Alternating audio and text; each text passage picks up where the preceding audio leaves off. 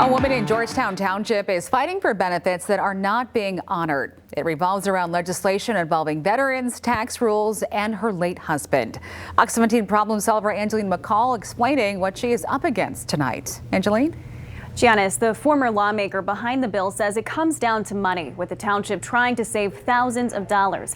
However, township officials told me they truly don't believe the veteran spouse qualifies and have collected taxes for the past several years on her home, which totals roughly $15,000. I know he would fight for it for himself if he was here, so I would do the same for him, just to honor him.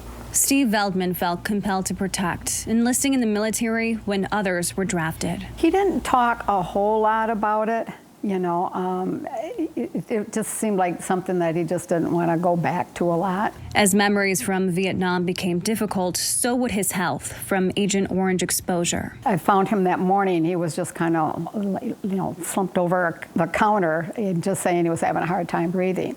Between the lung cancer diagnosis and a failing heart, it wasn't long afterwards until goodbye. My youngest daughter, Rayanne, and I, we were with him, and so we got up, and she just looked at it and she said, "Dad," she says, if you're too tired," she said, "we understand. Just it's okay. We'll take care of Mom. You just go to heaven if you want to do that." And he just took one last breath, and that was it. I think he just had to hear that everything was going to be all right on the home front. Steve protected his country and family during life and made plans for after. He was watching out for us even when we didn't know what was coming down the road. That safeguard coming in the form of benefits through the VFW he had applied for before he died. I remember at the time when he applied for it, and then of course when I kind of followed through after he had passed away, they kept saying this is going to take a long time because they're really backlogged. This document from the VFW was what Steve had been waiting for, granting him 100% disability, adding, "We note that your husband's death from respiratory insufficiency is considered to be due or as a consequence of his service. And under that benefit, this law granting property tax exemption to not only him, but his wife Tony on their Jamestown home." And they said, "Oh yeah, just fill out this form and turn it in." And he says, "You'll be exempt." So it was real easy. A few years ago, Tony moved to Georgetown Township, and her daughters and grandkids moved in. But unlike in Jamestown Township, the tax exemption was denied. It does seem a bit callous, a little bit hard-hearted, when you think of what the guys go through, and what the price that they pay, when some even pay with their lives. It didn't seem like it mattered to them. Georgetown Township told Tony she didn't qualify because the benefits were granted after her husband's death.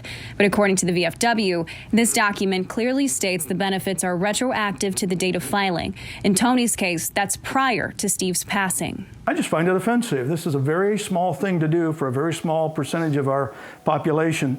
Less than a couple percentage of the people will ever wear the uniform for the military. The former lawmaker who drafted this bill for property exemption agrees that Georgetown Township is in the wrong. In this particular case, what we're dealing with here is a tax assessor that doesn't understand the law and thinks she's going to make law. That's not her job. Neither is it her job to interpret law. So that's the law. She should abide by it. As a veteran himself, Dave Agemund knew the sacrifice and the relief this could bring to families like Steve and Tony's. It's the least we can do for veterans, especially spouses that die from serving our country. We can at least give them a break on their taxes on their house. A similar case just a few years ago coming out of Rose versus Portage found the statute is clear that the exemption is available to be sought and obtained by the surviving spouse after the disabled veteran dies. A precedent Tony believes makes it clear she needs to continue challenging Georgetown Township's decision. And I know he would fight for it for himself if he was here, so I would do the same for him, just to honor him. A benefit that's not just about the money, but for a dedication of service. I've got the fight in me now. If that's one of his benefits, then then he's due that.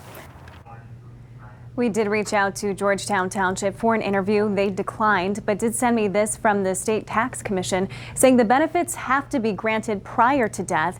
After getting nowhere with the township, Tony's next step would be to take it to the Michigan Tax Tribunal and appeal the township's decision from there. In the newsroom, Angeline McCall, Fox 17 News. Angeline, thank you. Keep us posted. If you have an issue that you would like us to look into, you can send an email to problemsolvers@fox17online.com. You can also join the group on Facebook or call the number right there on your screen.